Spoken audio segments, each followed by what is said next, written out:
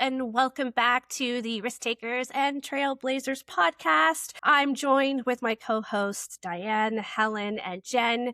And today we have a truly remarkable guest, someone whose career reads like a masterclass and someone who really leads with purpose. We are so excited to introduce Kelly Schmitt in the Risk Takers studio today. She is the CEO of Headversity, a workplace mental health company on a mission to build resilience and meet today's psychological safety standards. Over nearly 2 decades, Kelly has helped scale some of Canada's most exciting tech companies, and that includes 3 Calgary unicorn companies. She served as CEO of Benevity. She held the CFO roles for Solium Capital and Smart Technologies. She has been recognized as Calgary's Influential Woman in Business Award recipient and named the AACSB Influential Leader for her work in diversity, equity, and inclusion and belonging. And on a personal note, Kelly was actually a mentor of Diane and myself through the Creative Destruction Lab Scale Up program. And we can both say firsthand how incredible it was to have Kelly on our side mentoring us. Your mentorship for me and Diane has had a massive impact. So thank you. And welcome to the show. Thank you for having me. I think I'm blushing. You've set the bar awfully high here for this podcast episode. Well, let's jump right in. And I think Tanya mentioned 3 companies which you reached and moved them to unicorn status. So that's amazing. But what was the common thread, if you don't mind sharing, in that approach and scaling those up? And what risks did you take along the way? Yeah, I mean, I think the common thread in any success story is always people. It's, starting with building a great culture that people want to be a part of, building teams of people who emulate the culture, and then also inspiring them around a purpose that's bigger than themselves. So it really starts with people, but there are a couple of other common threads between Smart, Solium, and Benevity. One is that they were all market leaders in their space. For different reasons, whether it was, they all had great people, but whether it was like best technology, client service, they all went first from a disruption perspective, and then others followed. And I think, importantly, they were all global companies. So none of them became unicorns by just sticking to Canada or even the US. They all succeeded outside of North America as well. So there's some commonalities there. In terms of risks, I think the key is you just have to be willing to try things and know that they won't all work, and just be okay with failing fast and learning and adapting quickly. And I think when you're a small company based in Calgary and you're trying to service the biggest companies on the planet, you have to show up and appear bigger than you are. When, a big UK bank asks, are you compliant with the Know Your Client rules in Great Britain? It's like, yeah, sure, of course we are. And then you scramble and figure out how to get there. And that was definitely a theme, that just scrappiness across all 3 of those businesses. You just said something that I want to touch on real quick, and it's just like, you have to know that you maybe will not make the right decisions the same times, and there's an okay place to fail, or you're going to do something and it could work or it couldn't work. How do we help them, or how do we now help leaders go, okay, get it to your front line? If it doesn't work, how do we help those people work through that, and how do we redo it again? Yeah, I think part of it comes back to just, the environment and the psychological safety that you create within your culture. And I think as leaders, if you role model that, you're very, vulnerable and sort of upfront when you make a mistake, and it's okay, then I think others will feel okay to make a mistake as well, right? So for me, I try to make good decisions sort of 8 times out of 10. I know it's never going to be 10 out of 10. And I think the 2 out of 10, it's about learning. Like, there's not really a failure. It's, what do you learn? Please don't do it again, kind of thing, right? So I think as long as people are learning along the way, mistakes can be a positive in a way. Yeah, I do. I love that approach. I think you're right. It's like, we almost want to learn from the 2 we missed those opportunities on in some way versus the 8 that we were successful on, right? There's more learnings Exactly. in the 2 versus the 8. That's awesome. Thanks. Exactly. So you moved roles as well, right? You went from CFO into a CEO. Tell us about that transition. The first 2 times it was suggested to me, I said no. I loved being the president and CFO, which was basically, you know, the person who made sure things ran well internally versus the person out there on the stages doing the keynote speeches and sort of selling the company externally. And so I was really comfortable in that role and very hesitant to, you know, be the face of the company. And so the biggest thing I had to learn, which still surprises many people, but it's 100% true, is I had to learn to public speak. I had gotten far into my career and was a 3-time CFO, and I still wasn't comfortable standing on a stage and speaking. And so 5 years ago, I became a CEO, and then I had to be the one doing the keynotes at the client conferences and speaking in front of the big rooms. And so I had to work incredibly hard to overcome that gap. And I still don't find it easy. I'm not a person that hops onto a stage and can just kind of wing it. Like, I so admire people who can. I have to way over prepare. And so I had to work pretty hard to kind of close that gap. But like there is truth in sort of, you know, the more you do something, the easier it gets, right? The thing I had to unlearn moving into the CEO role, because I already was running most parts of the business at Benevity when I became the CEO. So I started as the CFO, but then I took on operations. I took on all the go-to-market functions. And so it was having to just unlearn all the roles I had previously, like being the CFO, which was difficult. Not because I wasn't willing to let go. It was just natural tendency that people would pull me into things that really I was getting pulled in because of my knowledge, you know, in those prior roles versus the role I was in. I'm actually finding it much easier now at Headversity because I'm starting fresh. I've only been the CEO there. So there's no temptation to jump in and be the CFO or, you know, play any of the other roles. I love everything that you're doing at Headversity. It's such a cool company and all the stuff that you guys are building. But one thing that we've noticed is Headversity is all about building resilience. And how are you finding a way to personally practice resilience as the CEO, especially during the stage it's in and, you know, the high pressure growth and all those phases? Yeah, you know, I've been in this kind of high pressure growth tech world for I think 18 years now. And there's never really a moment of slowness. And so, you know, there's a number of different things that I do, but the one that's consistent and the thing that is most important to both my physical and mental well-being is working out. And so I am a regular at the 5:30 and 6:30 a.m. classes at F45. And that sets me for the day. I think like that's the number one thing for me. But I think just even finding times to fit things in, like a massage on Friday afternoon, or just like ways to pamper yourself. And I found, particularly since I have become a CEO, if I don't book something for myself to recharge on a quarterly basis and I go longer, just trouble hits. I get sick. I'm actually sick right now. I don't show up well, right? And so before Headversity, I actually took a full year off and our family moved to Barcelona. We had a bit of an adventure. And it was really, I was very burned out after the 6-year growth journey at Benevity. And that time just allowed me to sort of recharge and enter my new role feeling like I was ready to go and ready to do it again.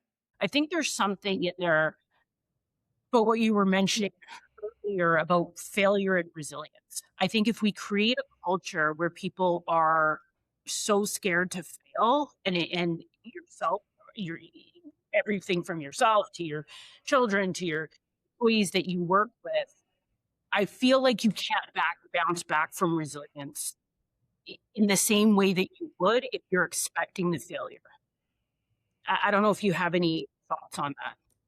Yeah, I think that's true. And actually, another thing that comes to mind just hearing you say that is, you know, one thing I believe strongly in my work life and my personal life too, is just fun is a strategy. Like, if you're not having fun doing what you're doing, I think you're not doing it right. And so I laugh a lot. I laugh very loudly. You could hear me from one corner of the building to the other. And that's consistent even when things are falling apart, in whatever business I've worked in. And I think that's another way to just build resilience too, is just, okay, this is really, really hard. But at the end of the day, and I say this sometimes to my team, like, we're not performing open heart surgery here. Nobody's going to die. Like, if we can't sort of laugh at ourselves and the situation, what can we do, kind of thing. And so I think, as you point out, Jen, like there's different ways to sort of build resilience in the team and the culture. And part of it is just not taking yourselves too seriously. So one thing to build on that too, you're recognized for your work in diversity and inclusion. What kind of advice would you give to women who are navigating very male-dominated industries like tech and insurance that we're all in? Yeah, I mean, I started my career in corporate finance in oil and gas. So those are two of the most male-dominated industries you can have, and yes, tech is male dominated, but way less male dominated. That's sort of where I started. One thing I think is important is to find your sponsors. And I think of a sponsor different than a mentor. A sponsor will advocate for you. They will kick down doors for you. They will make sure you're in rooms you couldn't get in. They will push you outside of your comfort zone. And so for me, Brian, the founder at Benevity, was a real sponsor for me. And I wouldn't have become the CEO if he hadn't first pushed me to get way outside of my comfort zone, but then also convinced our investors that I was the right person, right? And so you need people like that who are sort of helping to push you forward. You can't do it all yourself. I think the sad truth is it's unlikely to change anytime soon that women have to work harder and be better than men to get the same roles. And so the other thing I would say is just be the best person on the team. Like, be the best and ask for what you deserve, and only stay in places that recognize you and reward you for that and sort of give you the things. But I think, I always sort of just, in every role from a junior analyst up till I was CEO, I just always went above and beyond, right? And I think that just kind of grit and hard work and effort, like, served me well. From a psychological safety, buzzword, how do you apply that? What does that actually look like in practice, in day-to-day, in your leadership? I guess the way I think about psychological safety is really, can people speak up and challenge, and as we talked about earlier, take risks, make mistakes without sort of fear of, being humiliated or, punished in some way, that type of thing. And so, companies that have it, team members will disagree openly in meetings. Like, that's just expected. It's not considered conflict. It's just actually coming to the right answer. And leaders, especially because they need to role model it, they can get questioned and challenged without getting defensive, right? And so, problems and mistakes are raised early. They're not hidden. Leaders will admit mistakes publicly and say, I got it wrong. I do this all the time. I think it goes a long way. Like, we're only human. We make the bad decisions, like I said, two out of 10 times. And I think, like, with psych safety, the performance standards can still be high. It's not about being nice. Like, you actually have to have direct feedback and high accountability. And when companies don't do this well, the biggest thing, I think, is they avoid the hard conversations. It's kind of like fake harmony. No hard conversations. I don't like conflict. I don't want to give tough feedback. And then all that happens, like, you're not doing anyone any favors, is like performance slides and people are miserable. And like, it doesn't actually get you to where you want. Or leaders, they say they want feedback, they ask for feedback, and then they get super defensive. And so to me, it's all about behavior, right? Or if there are no consequences for bad behavior and you kind of tolerate high performing jerks and behaviors aren't corrected, like, you're not going to have psychological safety in your organization. It's not what you say, it's all what you do. It's what behaviors you reward, it's what you correct, and it kind of shows up in the type of people that you hire and promote and fire and remove from the organization. You succeed or fail as a team right? There's a reason we have teams. Companies aren't built by one person. And so that's exactly, I think what you're saying. We all bring unique perspectives and experience and skills to the situation, and that's what's great about it, right? Is and in that way we can help each other solve problems. So, okay, so this is the segue I want to get into. What are your things that you've put in practice to maintain this psychological safety, right? Are there principles that you have where it's, okay, we know that this, like you said, we're working around the clock. These are, high growth environments, high stress environments. I guess, first of all, when you think about these high growth, high stress environments, I think people tend to immediately go to, because this is true in high growth tech, like workloads are heavy, right? And so it's a question about workload and balance. But I think that that's way too narrow, because winning and being successful, it's fun. Like it actually promotes good mental health if your team is winning. What really sucks is losing. Like you're doing all the effort and you're not getting the growth, you're not getting the result. And so if you're growing fast, it's because you're winning, and like actually there's a lot of positive in there. And so when I think about the whole team, to me it's about working really hard when you need to, but then actually taking your vacation and recharging so you can keep going. And so, as CEO of Benevity, I started to turn my Slack and email off when I went on vacation. And everybody knew this. I was unreachable.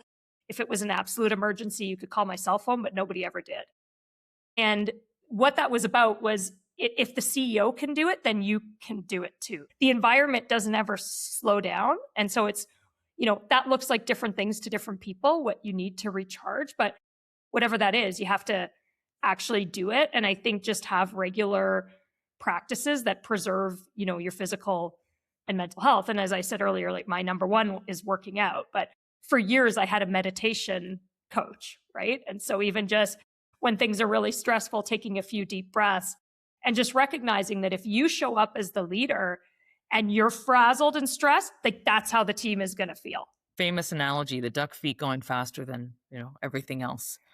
Exactly. What is your thought, just real quick then? You've talked about taking vacation though, but what about that work-life balance during the day and after, we've all had a leader at some point that's emailing at, 11 o'clock at night or 1 a.m. or something like those crazy things. I've done it myself, so I'm calling myself out on this, right? I think as long as you can kind of have those conversations about, boundaries and expectations, you can kind of make that work. Because I think, I'm very big on flexibility. Like I have a really high bar, and I work hard and I expect people to work hard, but like whenever you want to do it and wherever you want to do it, like sometime in the office to work together as a team is valuable, but that doesn't have to be 5 days a week. And you certainly don't have to do everything between 8 and 5, right? Yeah. And then just 100%. Different things work for different people depending on their situations with kids and aging parents and all the things. And,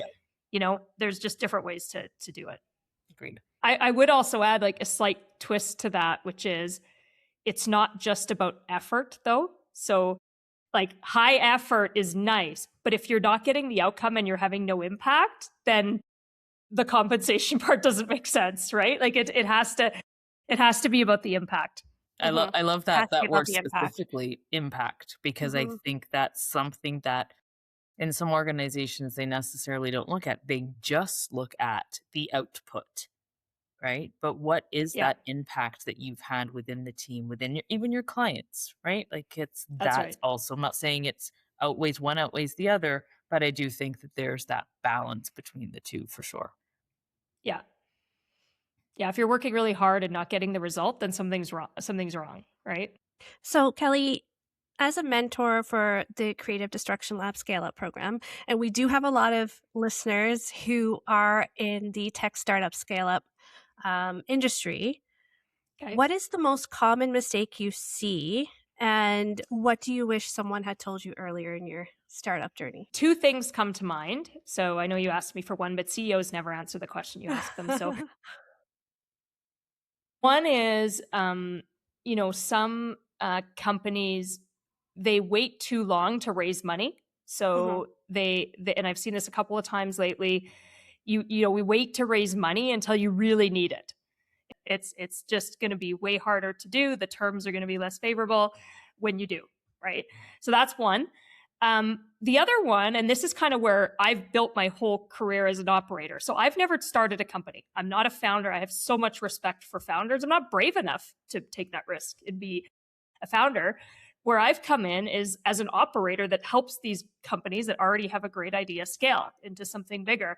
And I think my experience, and I've worked with a number of founders, and I've now succeeded 2 founders as the CEO, is many of them, what they are great at is they're visionaries, right? So they had the vision for this great product or this great idea, and they're often not good operators because those 2 skill sets are just entirely different. It's really rare to find them both in the same person. And I think some founders wait too long to kind of hire good operators into the business. And therefore, you spend too many years sort of making decisions that you're not building your business for scale. Like you can't sort of see what it would need to be if you're 100 million or 200 million or $1 billion, because you're sort of still doing it with the founding team who's really good at 0 to 1 million, but like doesn't know what to do when you're 50 million of revenue and need to go to 100 or 200 million, right? So I think just, making sure that you complement your skills with that is the advice that I would give to founders. Fantastic. Speaking of that, I do want to just like interject for a minute because I was editing a podcast that the team did with Flora Fertility. And this statistic always gets me and it always angers me. And they were talking about how hard it was to fundraise as female startups because they only get 2% of all available funding. And I used to think that stat was 2% for an all female like founders group. But if you have 1 female founder out of 3, it's 2%. Why is that? Do you know why that is, even though there's significant data showing that women CEOs and founders actually have better success rates? I've had experience through, different operating roles and board roles with sort of all the phases of institutions that finance these high growth businesses, starting with VCs to growth equity firms to private equity firms at the largest scale. And even I've been a CFO a couple of times of public companies as well. And so, I think ultimately that side of the business, the institutional, financing, is just a male dominated business. Like, I remember when we were selling Benevity 5 years ago from PE to PE, and, we met every PE firm under the sun, and it was a breath of fresh air if you'd get a woman on the call on the other side ever, right? They don't exist. And so I think it's a bit of the financing world is still a bit of a boys club. And ultimately, there's just a view that, it's like, we're going to fund people who are like me. I don't know if you know of the 51 in Calgary. So they're a woman-led, firm that's just only funds, women founded and women led businesses. And it's exactly this. They're just tired of the statistics of the 2%. And they're trying to change that, right? By raising money and having funds that only back women-led businesses and try to make a difference in that area. And so, there are firms out there that are trying to do it, but the sad reality is that it's a male-dominated space. Yeah. And I think also a lot of those decisions are unconscious. So there's in the subconscious level, so you can't name it, which makes it more difficult, right? It's just there in the background. Just to pivot back, sorry, I had to mention that, just to pivot back a little bit. When you're scaling, it is stressful. It can be the hardest time. There's a lot to balance. What advice would you give someone who's in the thick of scaling and they're just feeling really overwhelmed? I think I would just tell them that, it's all going to work out as it should.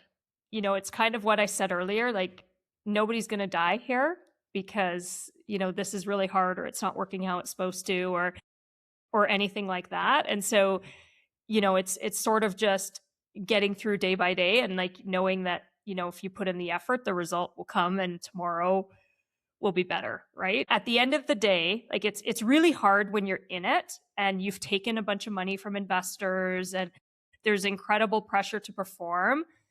But at the end of the day, it's only money. And even if the investors lose their money, it's not great. You have to go find a new gig, whatever that is, but it's not the end of the world. What is the end of the world is if you're not there for your kids and your family, because at the end of the day, like that's who cares about you and that's what matters. And, building these businesses, it's fun and exciting and there's lots at stake, but it's only money. Yeah. I like that. It's only money. You're hearing a lot about this truck right now about that exact thing. And because you're right, it's your health, it's your kids, it's your family. And if you've lost all that along the way, then you've built it for nothing. Yeah, and thank you for mentioning health. Like if you don't have your health, you truly have nothing. And I find a lot of purpose in the work that I do, and I do it because I genuinely enjoy it. But at the end of the day, if I'm not healthy and if I'm not, present with my kids, like what's it all for, really? Love that. I recently had a conversation with a friend of mine who's a CEO, and I asked her, like, what does a CEO do exactly? And she was explaining to me what a CEO does at a tech company, because honestly, I didn't really know. But I want to hear from you. What is the one thing about being a CEO that would surprise most people? I don't know how many people this would surprise, but I'm gonna say this because I've had this conversation with other CEOs and I've seen them just like blank stare at me. I think it's that the number one job of the CEO is the people and the culture. And so it trumps strategy and it trumps everything else. If you get the people part right in your business, like most other things will fall into place, right? And you can have the best idea and the best strategy and all of this, but if you have poor execution and like a dysfunctional culture and whatever, it'll never come to fruition. Whereas you can have like a pretty mediocre idea with like a great people of team who believes and is working together and get an awesome result. Talking to a lot of founder CEOs, like a lot of them, they were the product visionary or and it's like, and they're just like, what do you mean you spend most of your time on people and culture? Like, what does that even look like? What do you do? Right. And it's, I just find that interesting because to me, that's the core of everything. I love that you said that, Kelly, because that's exactly how my friend answered it. She's like, vision, people, and culture. And we've talked about this a lot on our podcast, especially in the early days, is that we feel women, and it's not this may be stereotyping, but there's something about women leaders, but they're far more empathetic. They're far more motivating, that fun aspect and I think that I certainly think that's true. Not always. I mean, you certainly see female leaders that are not kind of holding that mantra, but I would say we've had quite a few female leaders on this podcast, and I would say that's a commonality among a lot of them.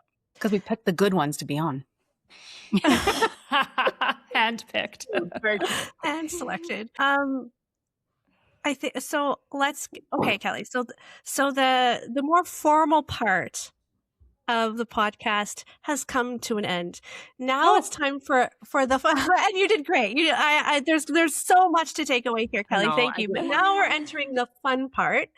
All right. Where we're just gonna fire some questions at you, and whatever comes up first, you can. There's no right answer here. Well, there might be. Who knows? Okay. All right. To feel like a human in the morning, do you need coffee or tea? Coffee. 100%. What was the last book you read that generally changed how you think?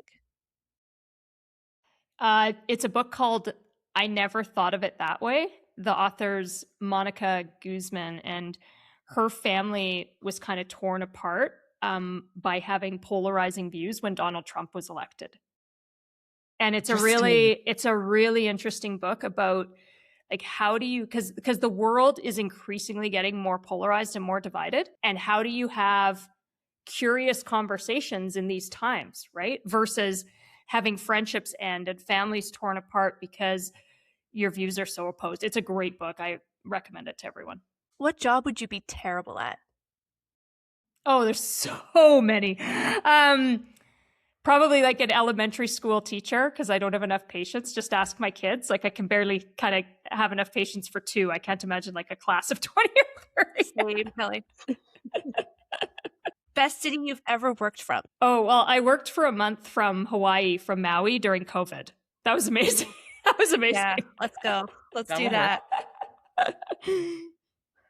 I think you already answered this. Favorite way to completely unplug from work? Oh, it's doing something outdoors. So, golfing, hiking. When I do those things, I don't pull my phone out at all. Like, I'll golf 18 holes and I won't look at my phone once. Wow. And then I just don't think about work for that, those 4 hours, just out there and enjoy it. Nice. And there's something so grounding just being outside. Yeah. Oh, okay. This is a good one.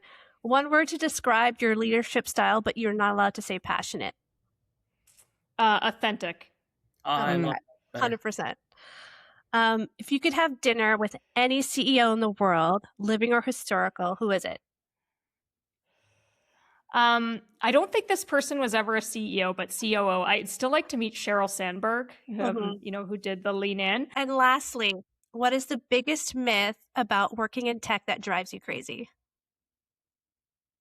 Oh gosh, there's probably a few. I think it's that it's like the great idea or the great strategy that's everything. I think like execution is far more important and far more difficult. And as I said before, a mediocre idea executed well is going to create like way more enterprise value than a great idea executed poorly or not at all. So, well, that's it, Kelly. Thank you so much for coming into our Risk Takers studio today. It's so good to see you again. I want to give a special thanks to Jessica Kohinski. You cannot see her on screen, but she's producing this in the background and making sure we all behave. So thank you, Jessica. And thank you to my fellow co-hosts, Diane, Jen, and Helen. If you haven't already, please subscribe to our YouTube channel and follow us on LinkedIn. And this will be coming out as an audio podcast as well. So thanks again, and we will see you for the next one.